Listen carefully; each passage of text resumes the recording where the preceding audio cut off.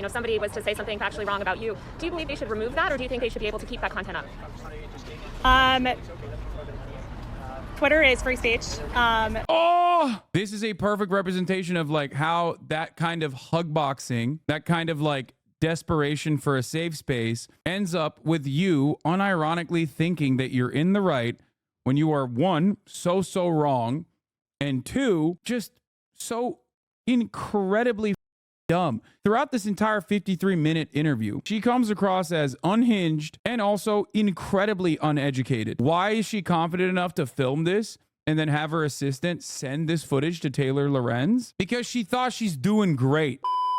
Speaking of conservatives and restaurants and conservatives attending restaurants, this conversation between libs of TikTok's very own Chaya Raichik and Taylor Lorenz is a perfect demonstration, in my opinion, of what it looks like when you are a reactionary conservative online doing the same nonsensical, idiotic in public, especially against someone who is, you know, sane. Now, the reason why this interview is uploaded on the mother Taylor Lorenz YouTube page is also funny. I know the actual details because I reached out to Taylor after this interview popped off a couple days ago. I was like, Taylor, how the did you get access to this person like this unfettered, unfiltered access for 55 minutes? Taylor told me that it was actually Chaya that personally was, willing to sit down with her as long as she filmed the process herself.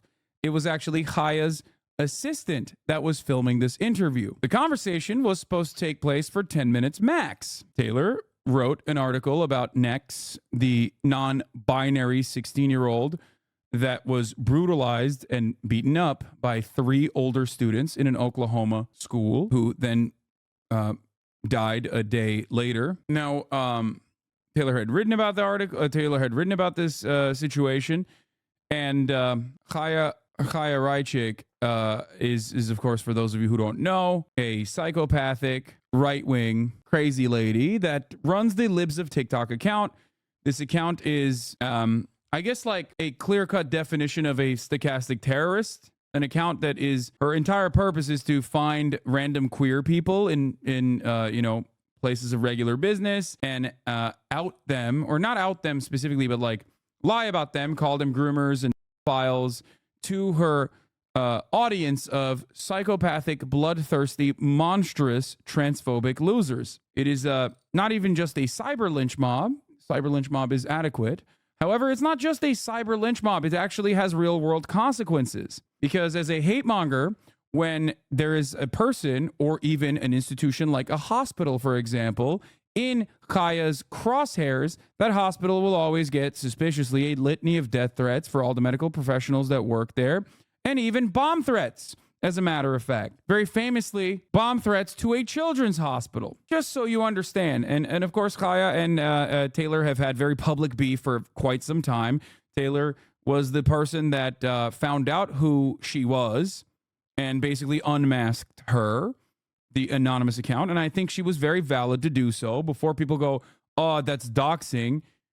There is a difference between having a stochastic terrorist account that simply anonymously is engaging in stochastic terrorism, which I think is still worthy of unmasking, versus a stochastic terror account that also was officially collaborating with organs of the government, which Chaya was. Ron DeSantis's own personal spokesperson was working alongside Chaya Raichik, getting notes from her, which made it even additionally more valid as far as journalism goes. What is on her shirt? She is wearing a t-shirt that has Taylor Lorenz's face on it because she is insane. She thinks this is cool and fun and funny, but to the average person, to the onlooker from the outside, to the bus driver, if you will, if we're going to talk about, the bus driver thing that I talk about all the time, could you describe, like, how would a bus driver receive you? Like a freak. Because she is a freak. Let's continue. Do you know what, is that a public park or is that a private? No, private. Private? All right, well, we'll try to keep it short. Okay. Thank you so much. Yeah, of course. Oh my gosh, the struggles of LA, I swear. Okay, well, now that we're going, so thank you so much for meeting. First of all, I saw Seth Dillon today saying that you guys are no longer affiliated. What happened with there? I know that he invested in you early, was a huge supporter of you. What happened to that relationship? Just parted ways. For what reason? Personal reasons. Yeah? Yeah. You didn't align Totally. Seth Dillon is the CEO of Babylon Bee. Seth Dillon, famous for saying things on the timeline like, oh, this 14-year-old victim of is getting to learn the wonders of giving birth. Seth Dillon, who unironically has defended a 14-year-old rape victim being forced to carry a pregnancy to term. Just remember that. That Seth Dillon, owner of Babylon Bee, Mr. Babylon My Bee, that Seth Dillon recognized that the endless amounts of political drama that Chaya Raichik engages in with a sea of death threats that follow anytime she posts about someone was unfortunately too much and too hot for the Babylon mother Bee. Remember, the reason why I gave you information on Seth Dillon beforehand is so that you understand even guys like that are like, oh, Chaya is a little bit too far and is actually bringing a lot of attention in a negative way and possibly opening us up for legal trouble. So we are going to part ways. At least that is my assessment, my personal assessment on the matter. Something to consider. Amicable. I love Seth. Yeah. He's a great mentor. So why wouldn't you want him involved, or, why isn't he involved in the business anymore? Just personal reasons. I'm not going to get into it. Oh, okay. When did that sort of break off? Recently. Uh-huh. So how many staffers? Tell me a little bit more about your organization. We are a small team, just a couple people. And it's all distributed? What? It's all distributed, as in it's all remote, pretty much? Or do you guys have an Yeah, office space? it's remote, yeah. Got it. So when did you start, I guess, what got you into all this? I've always wanted to ask you. I wrote about sort of the history of your Twitter account, but how did you get involved in politics? If you watch any of my interviews, I talk about this all the time. But just, COVID radicalized me. Yeah. And they were like forcing us to wear masks and not letting us leave our homes. And yeah, the masks radicalized her. Mask wearing. I did speed it up, yes, because I am speeding it up because I don't want to listen to Chaya Babylon for 53 uninterrupted minutes, okay? I am going to speed through this process 100%. Not letting us work and people losing their jobs. And then people now forcing the vaccine, an experimental vaccine, people dying from the vaccine. So how did that get you interested in LGBTQ issues? It got me interested in politics, and then once I was interested in politics, I stumbled upon this whole movement, and I was absolutely appalled by what I was seeing. Appalled by what? The radicalization of it, the way that they come after our most innocent and vulnerable population, or kids. The way that it makes there's nothing logical about it. There's nothing logical about chopping off kids' body parts. There's nothing logical about giving kids porn in school. There's two sexes, and that's it. So anything out of that, it's just based on lies and nonsense. Yeah. Did you grow up? I know you grew up in a sort of a more conservative community. Did you know any LGBTQ people growing up? What was your exposure to that community just in life prior to sort of understanding the world through politics? I never really paid attention to it. So you didn't have any LGBTQ friends or anything, No. family members? No. So your first exposure to the LGBTQ world was through basically learning about it through the media ecosystem? Through themselves, actually. They would say exactly what their intentions are, what their whole movement is about. Uh-huh. So I learned about it through watching their own videos. Uh-huh. Yeah. Well, I don't know. What sort of videos were you watching? I mean, are you just All talking the about the TikToks that you share? I intend more on TikTok. It's all over TikTok. Yeah. Very easy to find. Yeah. I'm curious, I feel like there's been, especially on, my colleagues have done great reporting on sort of like this rift on Twitter. I know that you have a very conservative fan base, and in your comments sometimes you'll see a lot of commentary about sort of the great replacement theory. What are your thoughts on that? What are your thoughts on the comments on your post telling me to kill myself? Horrible. Yeah, horrible. Obviously against that. Yeah. So will you come out and condemn that publicly? Oh, I would condemn it anytime. I'm against murdering anyone, of course. So you're against death threats against me? I'm a big, as somebody that's dealt with a lot of online harassment, I don't defend threatening to murder anyone. But I guess I'm curious, Because a lot of times it comes after an attack in the media, like someone like you or another journalist. So are you saying that, like, if somebody posts something and then attacks follow, that person should answer for those attacks? No, that's not what I'm saying. Oh, I'm okay. saying that people like you tell me that all the time. So I'm just asking if you think the same thing. Yeah, I don't think I have said that here, but I think it's kind of interesting, I guess, in the conservative movement, there's this ideology around sort of white nationalism, which is obviously kind of a hardline ideology that's generally been pretty critical of Jewish communities. And I'm wondering, as a Jewish woman, how do you feel about sort of aligning yourself with those people and accounts? You see this sort of rhetoric in your replies, and I only bring it up, I'm not saying that you necessarily endorse that rhetoric, I would imagine that you don't, but how do you kind of think about those nuances when you're thinking about kind of the audience that you're building? some of your audience says we should chop off kids' body parts. What do you think about that?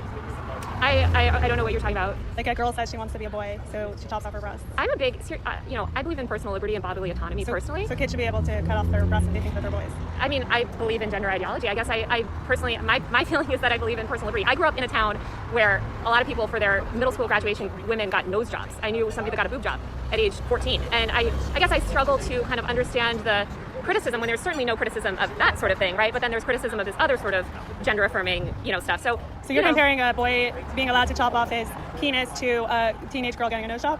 Well, just to be extra clear, I don't believe that 13-year-olds are able to make those sort of medical decisions. Minors are, yeah. Oh, really? And where? Children's National Hospital in D.C. gives 16-year-olds hysterectomies. Oh, 16-year-olds. They gave me that. They told me that directly. They said 16 girls and younger. That's what they said. So hysterectomies. There are definitely minors. I know for sure. I think it's 12 who are getting double mastectomies.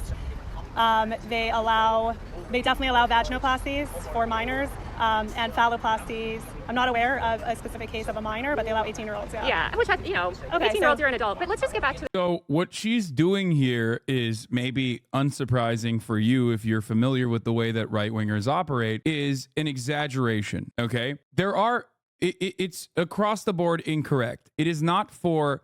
Medical intervention of this kind for minors is heavily scrutinized, okay? And it is only done as a last resort. The notion that they're just like lobbing off 16-year-old titties or whatever the way that she's trying to describe it is crazy. What that factors in is literally like incredibly rare instances of like cancer, okay?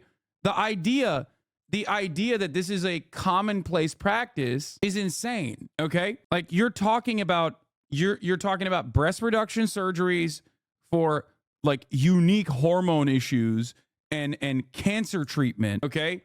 It's not trans kids going in and getting this like voluntary procedure without any medical scrutiny whatsoever. Don't use those two words together. I don't know what you're saying. What words? The idea that this is like commonplace, and super easy to conduct is ridiculous. Okay.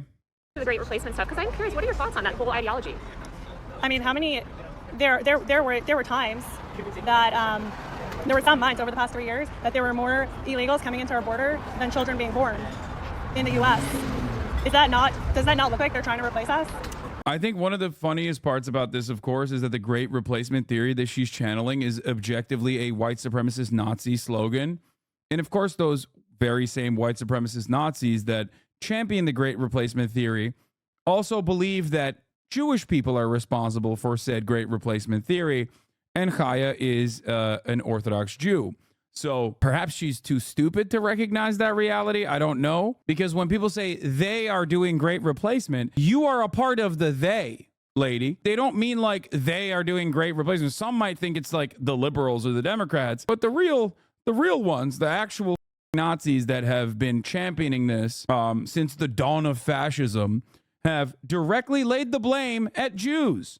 I guess sort of imagining America as a melting pot. Isn't that sort of what America was founded on? No, but they're actually bringing in more people than are actually being born. So I guess it sounds like you sort of do ascribe to this theory of the Great Replacement. How does that make I just you look feel? At the facts and the numbers. Well, so, I mean, just let's give a corollary, right? A lot of Jewish people fled, Europe, came over here also as immigrants. And there's a lot of criticism towards Jewish people in those movements, in those far-right movements. So I'm just wondering, as a Jewish woman, sort of how you feel about that and your role in cultivating this fan base that might think of you as a minority or an outsider. Not all cultures are equal. Yeah. So she's like, yeah, those anti-Semites help me pay my bills. So, maybe they got some good ideas. That's so funny. DC Children's Hospital harassed over trans youth services. Yeah. In an audio recording posted Thursday by the conservative Twitter account Libs of TikTok, a Children's National employee appears to say that the hospital offers gender-affirming hysterectomies to minors. Since Thursday, the hospital has been the target of a large volume of hostile and threatening phone calls and emails, a spokesperson said in a statement to the Associated Press. The spokesperson also denied that Children's National performs hysterectomies for minors. None of the people who were secretly recorded by this activist group delivered care to our patients, they said. The information in the recording is not accurate. We do not perform gender-affirming hysterectomies for anyone under the age of 18. This, of course, does not stop Chaya Raichik's fan base from literally fucking sending bomb threats to the hospital and sending death threats to every single medical personnel there. The notion that this is a commonplace procedure that is happening all the time is completely and utterly made up. That's it. It's made up. What is the value in giving this worthless, irrelevant bitch any oxygen? Why interview her? That worthless, irrelevant is a terrorist who just recently had a minted position in the Oklahoma Department of Education. So she is not as worthless and as irrelevant as you would want her to be. I agree.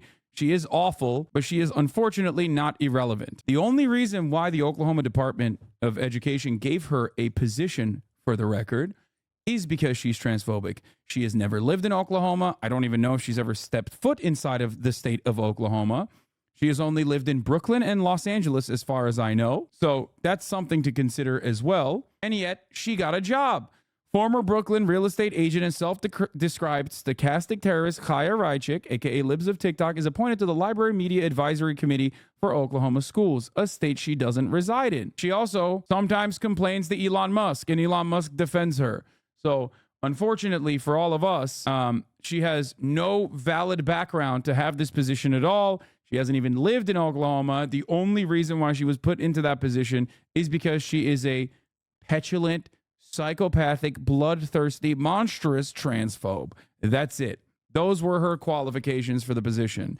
It was a way to say, we stand with you. In the recording, Chaya Raichik, the Brooklyn real estate sales woman, whom the Washington Post identified earlier this year as running Libs of TikTok, poses as the mother of a 16-year-old transgender boy seeking gender-affirming hysterectomy.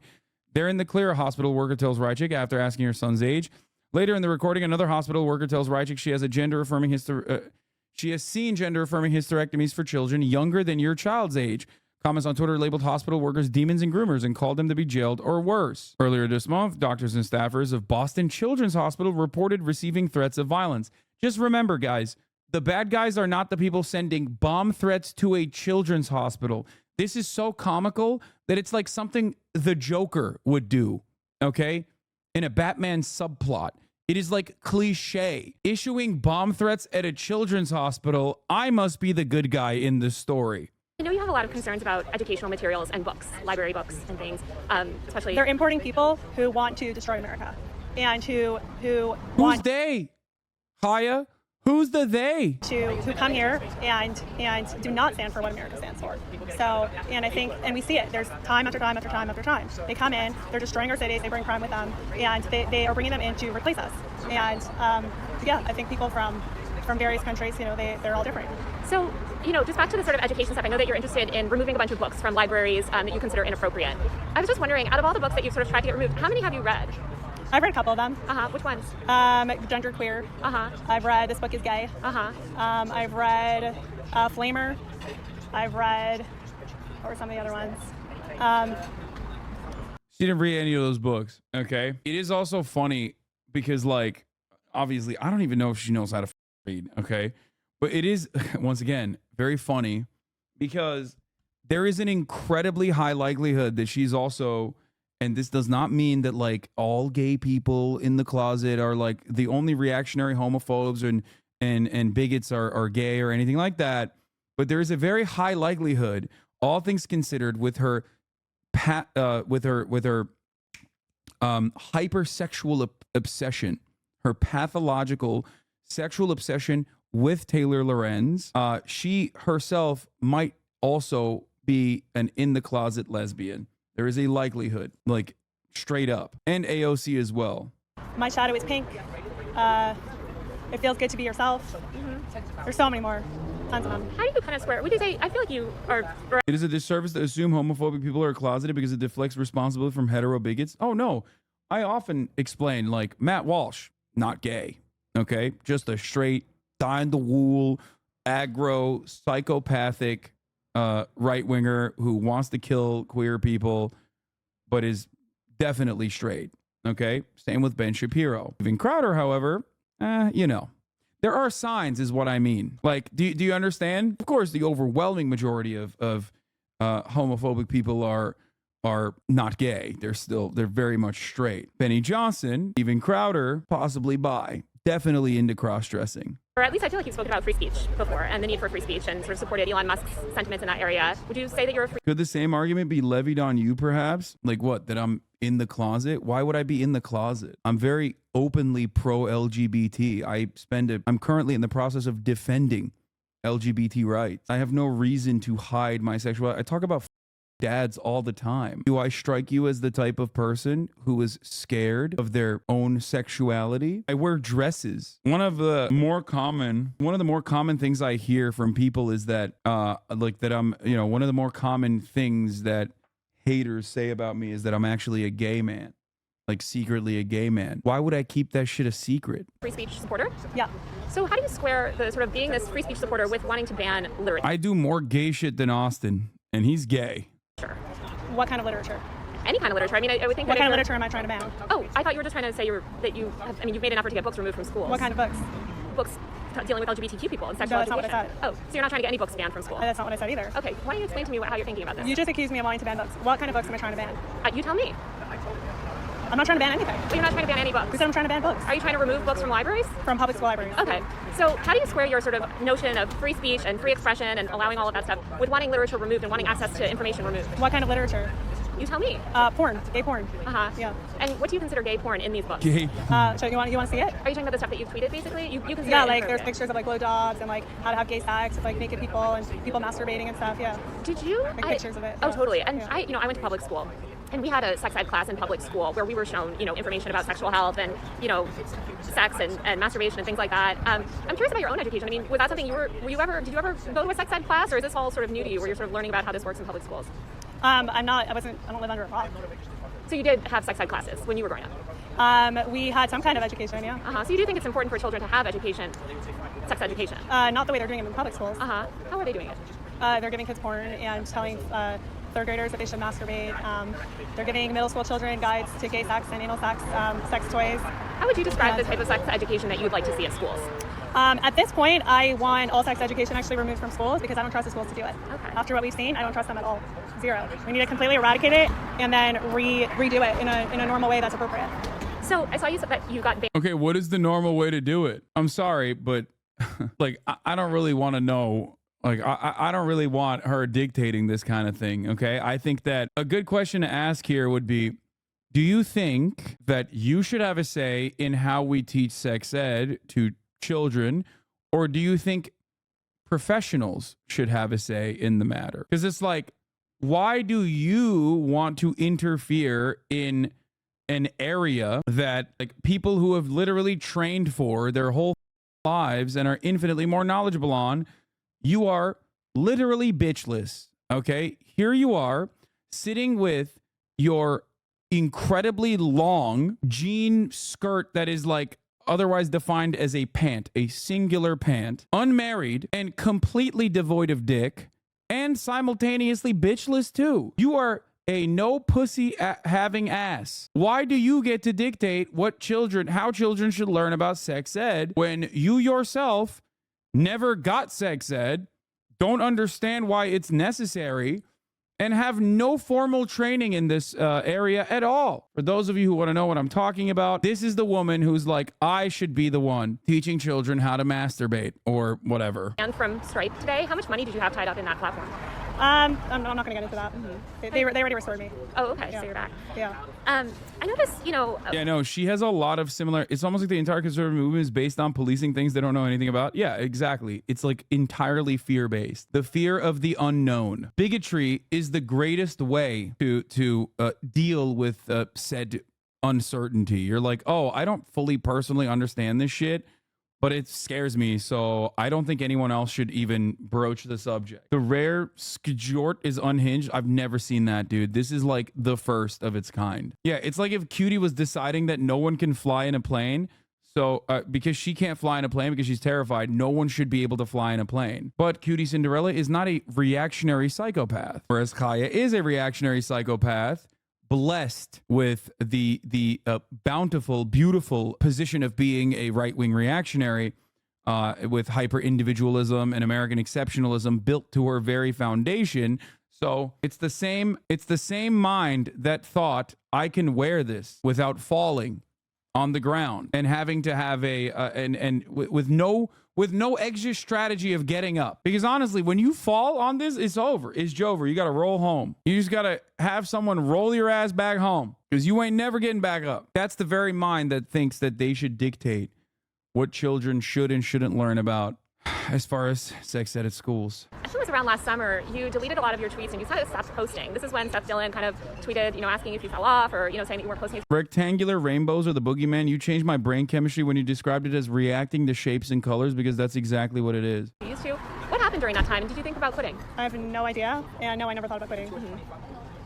Why'd you delete all your old posts? It was just a one-time editorial decision. I stand by all my posts. I guess speaking of deleting posts, you still have a post up accusing the Uvalde shooter of being trans. Obviously, that's been debunked. Yeah, there's a community note on it. So why not remove that post if you're so comfortable with removing posts? Because there's a community note. I think it's clear. It's obviously it was unintentional. There was a watermark on it. It was from a meme, an account that was going around. And I'm glad there's a community note so people know that. Do you believe if, say, a journalist posts something factually incorrect or wrong, especially about someone else, somebody was to say something factually wrong about you, do you believe they should remove that, or do you think they should be able to keep that content up? Twitter is free speech. Oh, gosh, she's so stupid. I love this shit, dude. Guys, why do I always fucking yell at you to be normal? Why? This is why. Okay? If you don't check yourself, you might sometimes wreck yourself. What I mean by this is, if you don't check yourself and you don't recenter your way of existence, because it is very easy sometimes to find ourselves in Discord servers or splinter Discord servers, being reaffirmed on our sometimes unhinged propositions and framework. This is a perfect representation of how that kind of hug boxing, that kind of desperation for a safe space ends up with you unironically thinking that you're in the right when you are, one, so wrong, and two, just so incredibly dumb. She, throughout this entire 53-minute interview, she comes across as unhinged and also incredibly uneducated.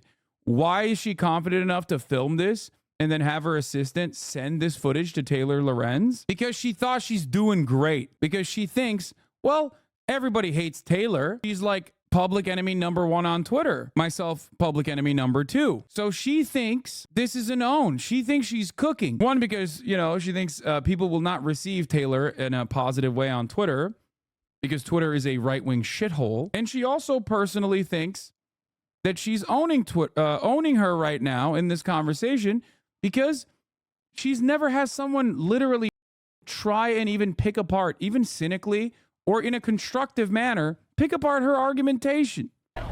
People lie about me all the time on there, and they don't get taken down. If you want, it has to go both ways.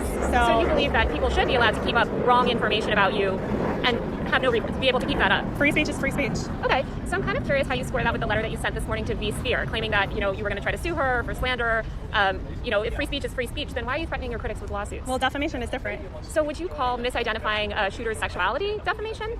No, I wouldn't.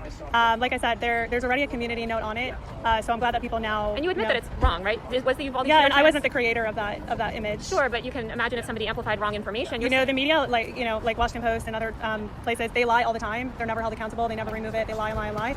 So she literally is saying major publications lie all the time and offer no retractions, which is incorrect, and simultaneously saying that's a wrong thing, but it's okay when I do it. Classic conservative position is, and we saw this with Donald Trump, which was I have every right to have all the classified information and documents that I want to and store it wherever I want. So it's a witch hunt. They're coming after me, but also they should go after Joe Biden, who should get the death penalty. It's awesome. In the same breath, she's like, it's really up that the media is defaming people and lying, but it's not up when I do it, and it's actually good when I do it. I am not gonna. If you want to hold me to that level, then I get to hold you to that level as well, and all the other media. So I just don't think we're not. You're not being held to the same level. Mainstream media has to offer retractions. Now you can talk about the efficacy of said retractions and whether or not that actually works in real time. Like how many people see the retractions. Oftentimes those are very quiet retractions anyway. That's a thing you can talk about. But the notion that they're not doing that is crazy because you're saying you're not doing that and you shouldn't do that. It's not accurate to compare it because was the Uvalde shooter trans? The Uvalde shooter wasn't trans. Got it. And so I guess knowing that you posted wrong information, you're saying it should stay up and everybody else should be allowed to keep whatever they have up as well. Is that sort of your stance? Am I accurately understanding it? Is there a law against? No, I'm not asking law. I'm just lying? asking your personal sort of opinion. I'm just kind of curious because it seems like you have come after other people, such as vSphere and other critics, saying you posted wrong information about me, take it down. I totally get that. That's your prerogative. It's different with defaming a journalist like that. They're defaming me. And you don't think that calling a shooter trans when they weren't trans is defaming anyone? No. Okay, interesting. I guess they're knowingly lying about me.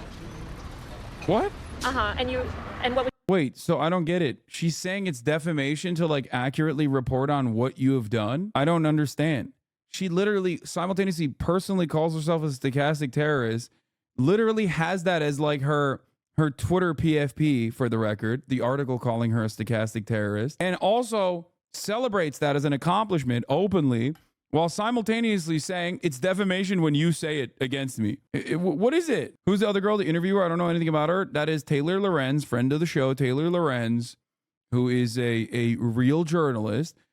She used to work at the New York Times, now working at the Washington Post. And she wrote a book as well. She writes a lot about, has written a lot extensively on online culture and things of that nature. would you say that you did when you sort of posted that about the shooter being trans? Like I said, an image that was going around for months that I shared from another thing accidentally, and I'm glad there's a community note on it.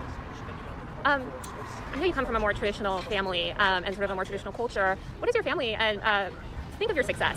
You've made a huge career for yourself. You're obviously a rising star in conservative media. How's that affected your interpersonal relationships? I'm not going to get personal. I'm not my personal relationships. Yeah. How's it affected your life? I mean, just dealing with this sort of fame relatively overnight. So, I mean, thanks in partly to you, there's been a lot of death threats, a lot of really nasty messages. You seem kind of proud about the press that you've received. I mean, your profile picture is holding up a newspaper with you in the headline. Yeah, a newspaper where they just basically lied about me. I thought it's funny that they just continue to make up these lies and libels. You've gotten a big, even if you discount the mainstream media and just talk about the conservative media, I think your platform has risen pretty significantly. What changes has it had on you? I mean, I cover the content creator industry, and I've seen a lot of people go from sort of a very low-key life, which I would imagine you're living before, to a massive amount of attention and, money and powerful people around you. How has that affected you? Like I said, some safety issues. In part thanks to you and to some other members of the media. But I'm not going to get into my personal life. Oh, no, not about your personal life. I'm just wondering about your career aspirations. Where do you see yourself in 10 years? We'll see. We can make all the plans we want, and God could decide something else. So you don't have any sort of 5-year plan, 10-year plan? I mean, I have plans, but nothing I'm going to share. Mm-hmm. I'm curious, if Trump was reelected, would you be interested in a job with his administration? Maybe. Mm-hmm. Who are you supporting in the election? There's one candidate, Trump. Mm-hmm. Yeah. Will you be campaigning on his behalf? We'll see. Are you hoping to kind of, would you see yourself in D.C.? I haven't made any plans yet. How did you get connected with Oklahoma, the state of Oklahoma, and how many times have you been to that state? I was there once. They have, unfortunately, a lot of wokeness in the red state. Wait a minute. The person recording this video is Chaya's assistant, and Chaya sent this video to Taylor. Is she really that delusional? Yes. The answer to your question is yes. I mean, she just described why. She just said Oklahoma is too woke. Yeah, she said Woklahoma. This person's mind must be studied. I think this is, yes, chatter, she wearing one pant leg. Yeah, the wokest thing that come out of Oklahoma is the Tiger King. And the right is taking this as a win. They are Delulu. I think that's the point. That's precisely what I'm trying to talk about when I talk about Twitter and how it is, as a matter of fact, not real life. A position that I have actually maintained for quite some time, whether it be talking about Bernie Sanders support and how that doesn't translate to real world electoral outcomes or whatnot. Twitter is not real life. Of course, it's not real life. Twitter can become real life when people that are permanently online take the stuff that they see on Twitter at face value and then cover it in mainstream media, such as the reactionary nature of the Bernie bros, all the news articles that were written about said things. Since Elon's takeover, it has become increasingly more right-wing, and therefore, since Elon's takeover, it has become a even less real-life situation. The only people who desperately cling on to it and try to make something out of it are people who want to farm right-wing reactionaries in their audience and want those people in their audiences because, a view is a view, a click is a click. And I'm trying to help.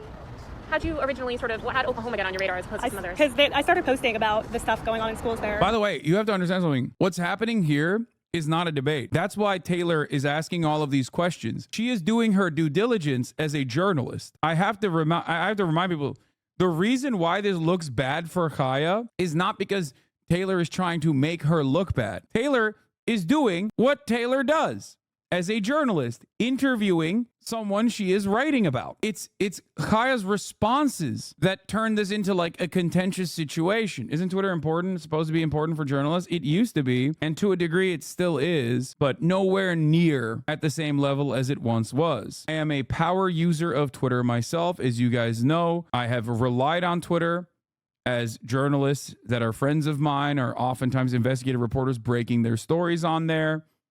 It's a great way to get a scoop and offer coverage in real time on things that are important. However, since the Elon Musk takeover, it has become worse and worse and worse. Twitter Blue subscriber Hasan, I am not a subscriber of Twitter Blue. Elon Musk gave that to me for free to dupe other dumbasses into buying Twitter Blue, thinking that that still is a marker for those who are of note. Like I do across the country. And then, people were very upset that this was happening in their schools. So, and you've been once. What do you think qualifies you to be on the board or, have to do with education, the education system there? Being that I don't believe you have children in the Oklahoma schools, you don't live in Oklahoma, you've only been once. How does that qualify you to sort of serve in that capacity? What are the qualifications that they require to be on this committee? USA Today reported on that, but I believe it was that you had to, oh God, I might get it wrong, but I think you have to be some sort of educator. You have to have worked as an educator. Okay, I was a teacher once. You were? Yeah. Okay. So you feel like that qualifies you to sort of inform policies in Oklahoma? I wasn't aware of any kind of qualifications that they require. I don't believe they require any qualifications. Mm-hmm. Yeah, I was thinking more even just informally. But that makes sense. I guess, speaking of Oklahoma, obviously we saw the tragic death of Nex, a young child. Tragic. I'm curious about your reaction. You posted a selfie shortly after people were asking you to address the issue, and you said, to the haters and the losers. Who were you addressing in that statement? Anyone who hates me and anyone who's a loser. Okay. Why would you choose to post that in response to people asking you to speak about this child's death? It was not a response to that. I guess, why would you post that prior to making any statement about Nex's death? So, just to be clear, you're trying to police me on when I'm allowed to post selfies? No, just curious. I wanted to post it. I thought it was a cute picture, and I just decided to post it. How do you feel about Nex's death? It's very tragic. It's horrible.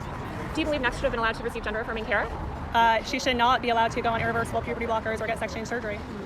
How do you think about the fact that, so often your posts, things that you post about hospitals, libraries, schools, etc., after you make these posts about them, they deal with threats, sometimes bomb threats, sometimes harassment. We don't know who's calling in the threats. Look, bomb threats are bad. I said that 1,000 times. People calling bomb threats should be arrested and investigated. You can't call in bomb threats. But I just don't know what does it have to do with. Well, I guess, a recent NBC investigation found at least 33 instances where you posted about a specific person or institution, and that person or institution was immediately bombarded with death threats and violent threats, including bomb threats, other violent threats. That's a pretty significant correlation. How do you, what are your thoughts on that? Yeah, I don't know if you saw, but I got tons of death threats this week after the entire media machine came after me. So are they responsible for those? I don't think that there's the same correlation. Are you receiving bomb threats? I'm receiving death threats. Hi, I'm going to come murder you. Yeah, and I definitely sympathize with you there. I get those literally, the article goes live and then I get those threats. I get the same thing when a Fox News article. Me too. It's just you want to know why I think Twitter is not as juiced up?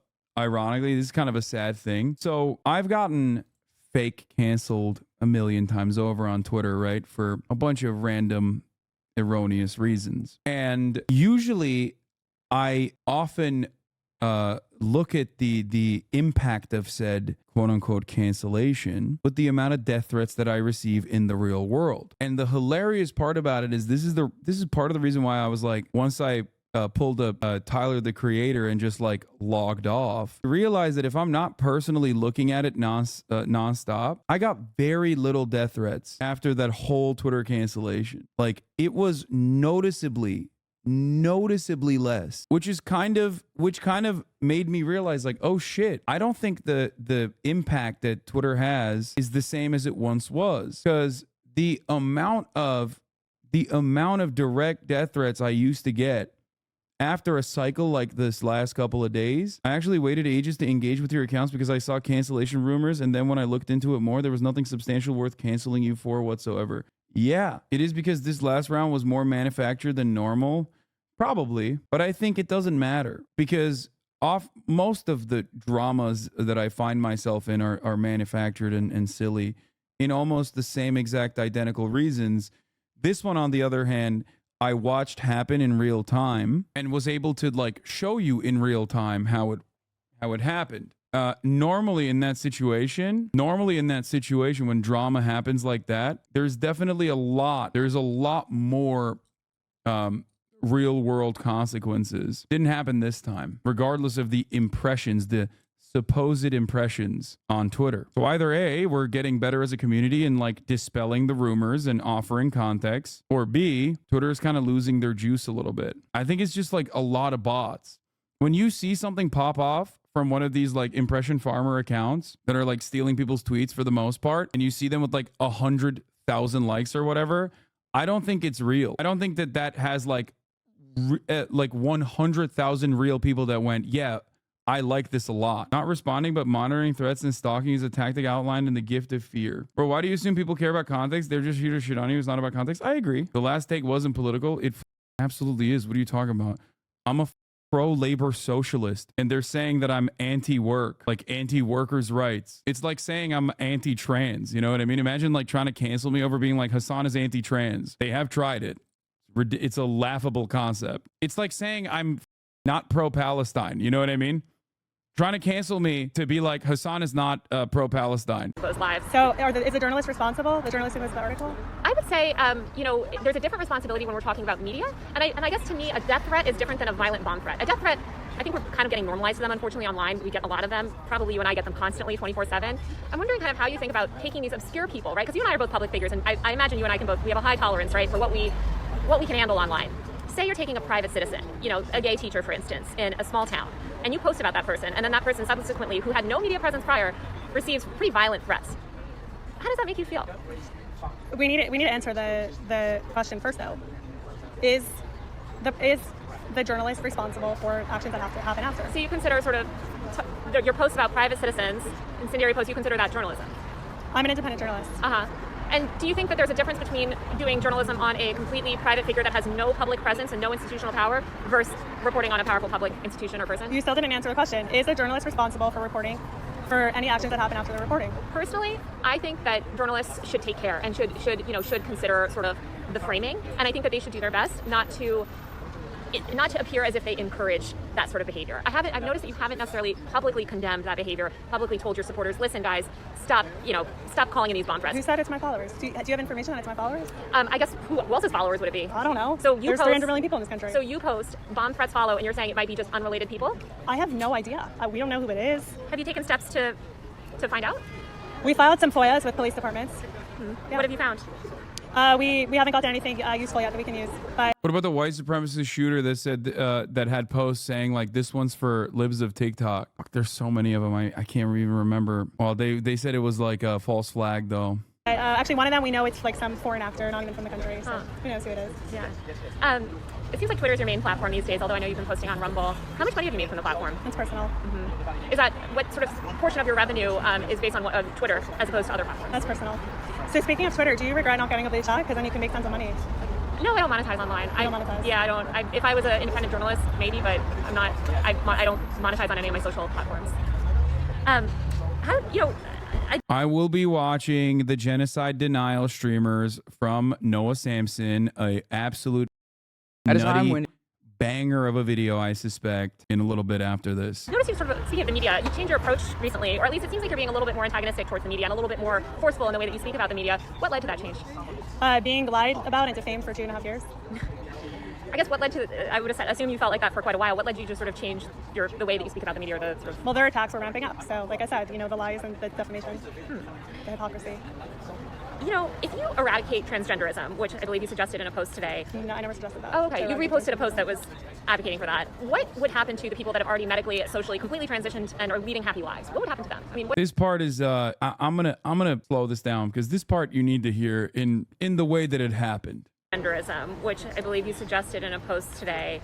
No, I never suggested that. Oh, okay. You reposted a post that was advocating for that. What would happen to the people that have already medically, socially, completely transitioned and are leading happy lives? What would happen to them? I mean, what's your plan for that?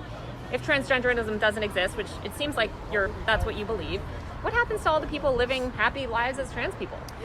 Well, first of all, the whole trans it's based on a lie. You can't change your gender.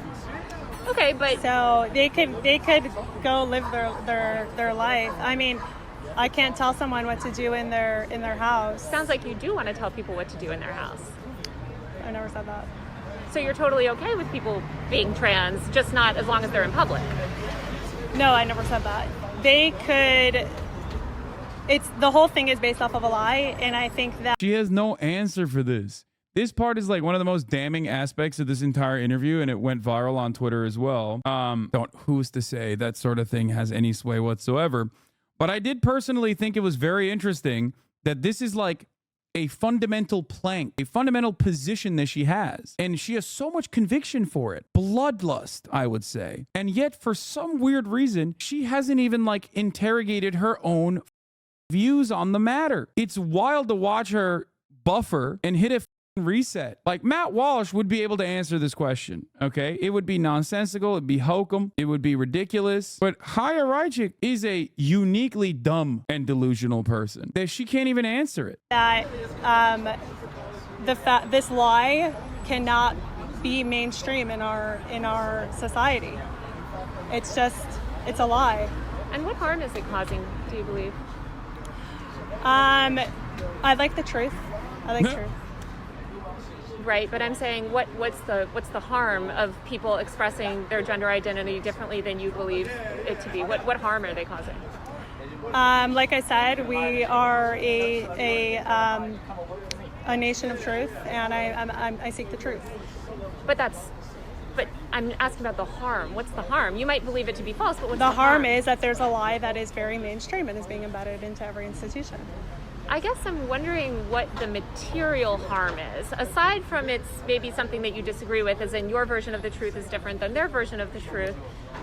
What is the material harm of them living their life as a woman or man or gender that you don't agree? Not anything that's wrong is there a material harm necessarily. So there's no harm. I didn't say that. So can you name a single harm? The way that it's pushed onto kids, first of all. What's pushed onto kids? Gender ideology, transgenderism. But if they're leading happy lives and they just are leading a different... Well, there are studies that show that they're more suicidal after transition. No, that's not true. Yeah, there's a study out of Sweden. That is not true. That is not true. Yeah, you can look up the study. Well, taking into account all of the happy people that have transitioned, who are not harming anyone, you can't come up with a single material harm? So if someone says, I'll be happier if I'm blind, should a doctor pull their eyes out? I think that's quite different than gender ideology, but people do, I guess... Someone says I'm happier if I chop my... Wait, what?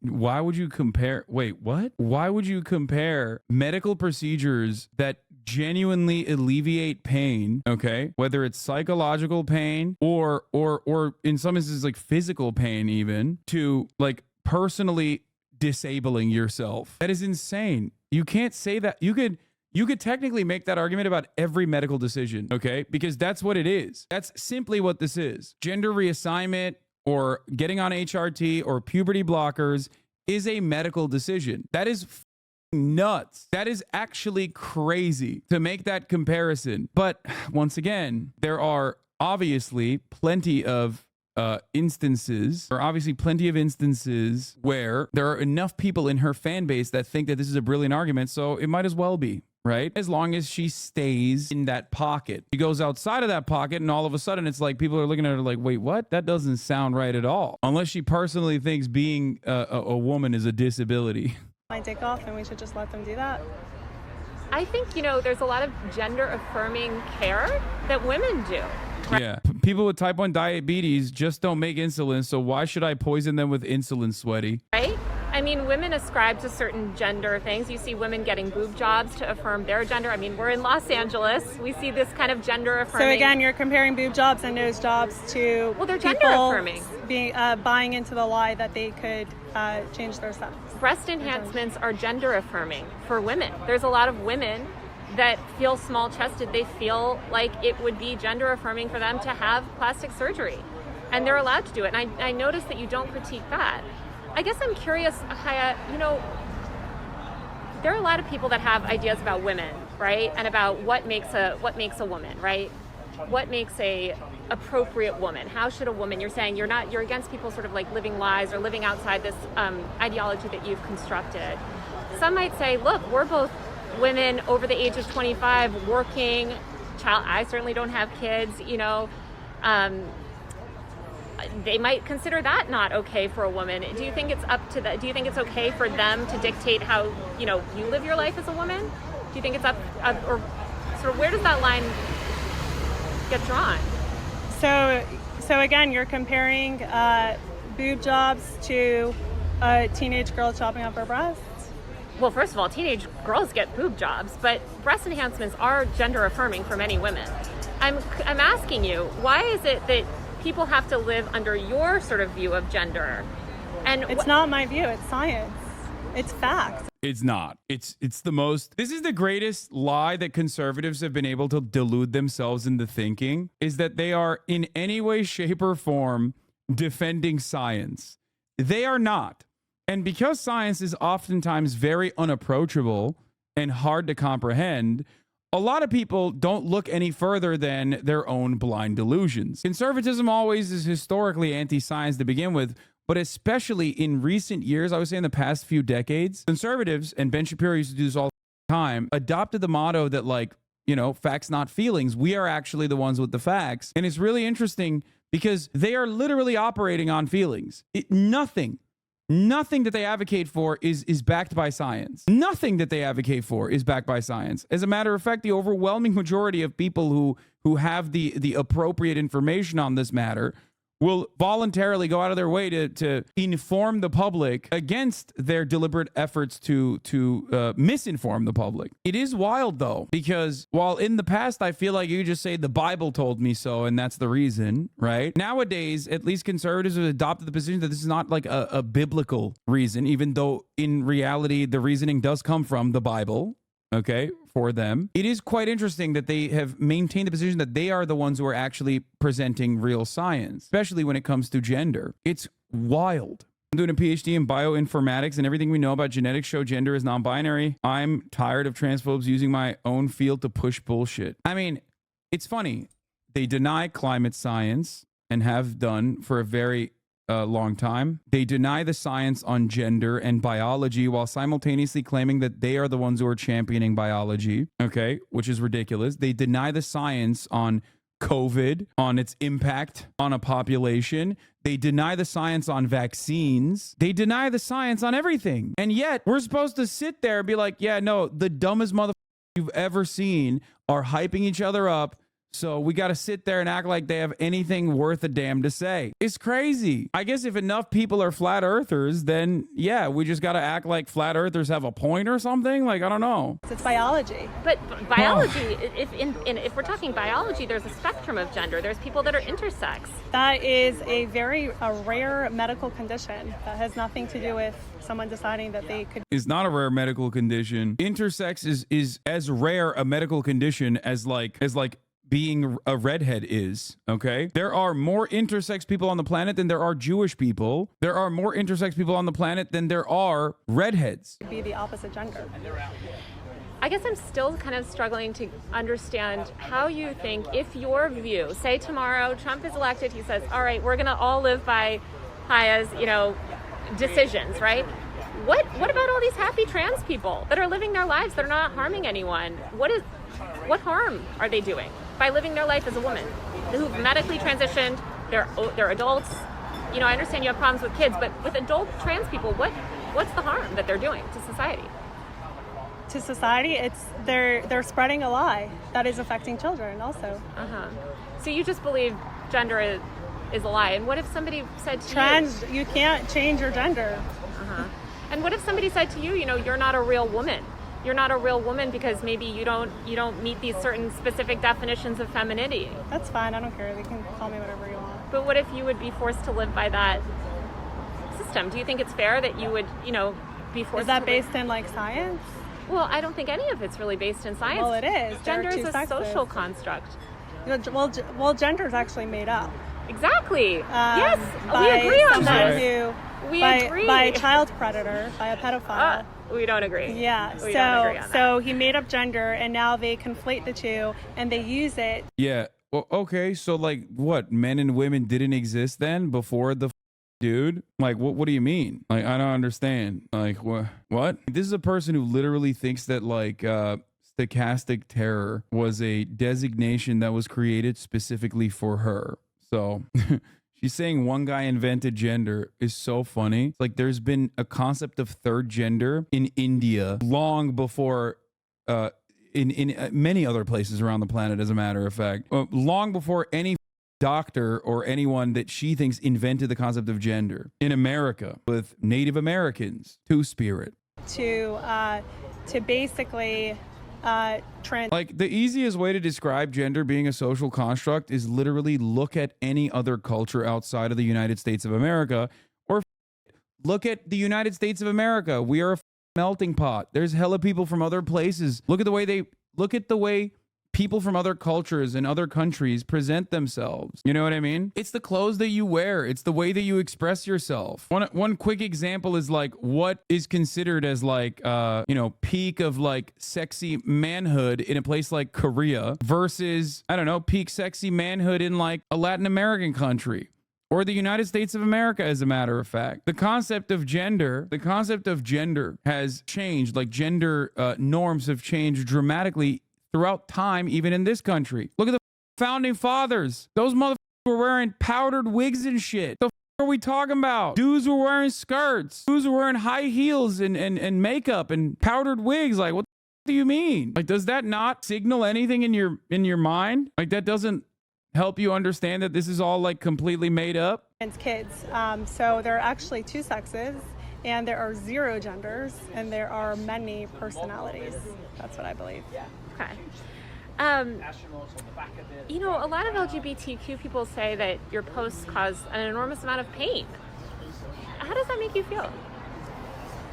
How does it make you feel that your reporting on me causes me pain? I feel sad for that, honestly. Yeah. So would you stop? No, I'm a journalist and you're a public figure. But I'm just talking about, these non-public figures, right? These non-public figures that are... Well, if you put yourself out there on a public platform, then you're kind of making So yourself anybody public. that posts on social media is a public figure, in your mind? If you're putting your videos out there with the intention that it should go viral, you want publicity. So if somebody's posting on social media, which inherently posting on social media, you're looking for attention, right? You're saying that meets the bar for a public figure? I'm not a lawyer. But I'm asking your opinion. I think that these people, well, first of all, a lot of the people I post about are actually in positions that are public, but teachers, I'm talking about doctors. the people that haven't, right? The individual private citizens that you've posted who are not, I would argue they're not public figures. You're saying they are public figures because they're posting on social media? They want to be public. They're going on a public platform and publicly posting a video on a social media site that is meant for your videos to go viral. And what about Twitter? Would you consider Twitter as well a platform where stuff is meant to go viral? Every social media. If someone posts something on social media, I don't think she understands that she's like personally walking into a trap, I guess, where like the point is you are bringing about death threats upon like random individuals while simultaneously complaining about like death threats that you receive. Shouldn't you be the first person to not put the spotlight on others if you personally recognize it? Like you recognize the damaging impact of it, you know? it could go viral. It's always a risk. Got it. So when you were building your audience and had hundreds of thousands of followers, then would you also agree that you were a public figure? I think that if anyone who puts something out there publicly, anyone could share their stuff. Got it. And so, but I'm saying you consider these people, LGBTQ people, who are just posting on social media, public figures. I said I'm not a lawyer. I don't know the legal I'm just asking definition. Honestly, the problem isn't that like she's highlighting their videos. Let's be real. She isn't just highlighting their videos, right? She is massaging the narrative and then also simultaneously defaming those people. I'm a Twitch streamer. I am a public figure, right? When I personally talk about, the trials and tribulations of being a Twitch streamer and how my social battery runs out, let's say, right? After a 9.5-hour stream in this totally unrelated, random hypothetical scenario. Okay, that's something that I'm communicating to my audience. Now, that can be received in 2 different ways. That could be received in a way where people are like, oh, okay, I get what you're trying to say. Like, if you up and you're comparing it to your own personal experience as a salesperson, as like a client side salesperson, it's just like, and even factoring in that like there are service jobs in the service sector that are also people-pleasing jobs, like client-facing jobs that are going to cook you in comparison to some of the other real-world jobs that are probably very difficult in other ways, soul-crushing in other ways. Now, that's one thing you can talk about. Or you could just be like, Hasan says that Twitch streaming is much more difficult than a real job. Now, of course, when you present it in that other way, you are trying to deliberately, one, massage the narrative, and two, get these people to be, get people in your fan base to go in and yell at this individual. Now, I'm a public figure, so it doesn't really matter. It doesn't bother me all that much, right? There's not really much I can do. It's just how it is in this made up scenario. But it is really up when you turn around and call that person a pedophile groomer, okay? And that person is not a public figure. Since we're on the topic, XQ's editor is now literally clipping you from 2 days ago, implying it's from today. Who gives a shit? Again, get your money up, kings. You know, YOLO. Have fun with it. Stop drama farming. I don't give a shit about these nonsensical things. It doesn't matter. Since we're on the topic. Opinion. One thing you noted, and I'm only asking this because I know that you noted that you know, when I reported on you, that you felt like it was unfair and that you didn't meet the bar for a public figure. So I'm just kind of wondering, as somebody with such a large social media audience, you're saying people with much smaller social media audiences meet the bar for a public figure. Wouldn't you have considered yourself a public figure? If anyone puts out content publicly, then that content could go anywhere. That's what I believe. You know, it could go viral. Anyone could share it. It could go to the wrong side. You know, what they call the wrong side of TikTok. Yeah. It could go, you know, people will see it. You can't control that. Mm-hmm. That's why they hate me, because they want to create this content and they only want their bubble to see it. And then I'm like showing it to other people and they just can't handle it. I think you're editorializing it as well. No, I provide very little commentary, probably the least from any other Twitter account that's even a quarter of my size. Let's talk about drag shows. You know, you've come out a lot about, you know, you're very against drag shows. Can you give any examples of children being harmed from drag shows? Yeah, there was one where this mom was saying that her kid decided to be non-binary after watching the drag show, and then the drag queen helped the kid buy like new clothes to be non-binary. And you consider that harmful? Yeah, well, because non-binary is made up. Like there's no such thing as non-binary. Okay, first of all, once again, you can't be talking about what people can and can't wear, as you are currently wearing a jort. Not even a jort, but a just skirt, a pant, a jean pant, a singular pant of jean. Okay, I will take anyone else's a jurt. I think I will take anyone else's opinion on what people should and shouldn't wear over whatever the you got going on, lady. Half a jinko. Exactly. Is she wearing a t-shirt of herself crying? No, she's wearing a t-shirt of Taylor Lorenz crying, which also is very normal stuff. It's just super normal to do. And then it just leads a kid on a path where probably they'll end up in a hospital getting some other body parts chopped off. You seem very against plastic surgery. Are you against? I'm against sex change surgeries. What about women that want to get their boobs done, want to get their nose done, want to get cheek implants? We're just going to go in circles. Well, I'm just curious. But it's good to note that you're comparing nose jobs to teen girls getting their breasts chopped. Well, teen girls also get boob jobs to make their breasts bigger, right?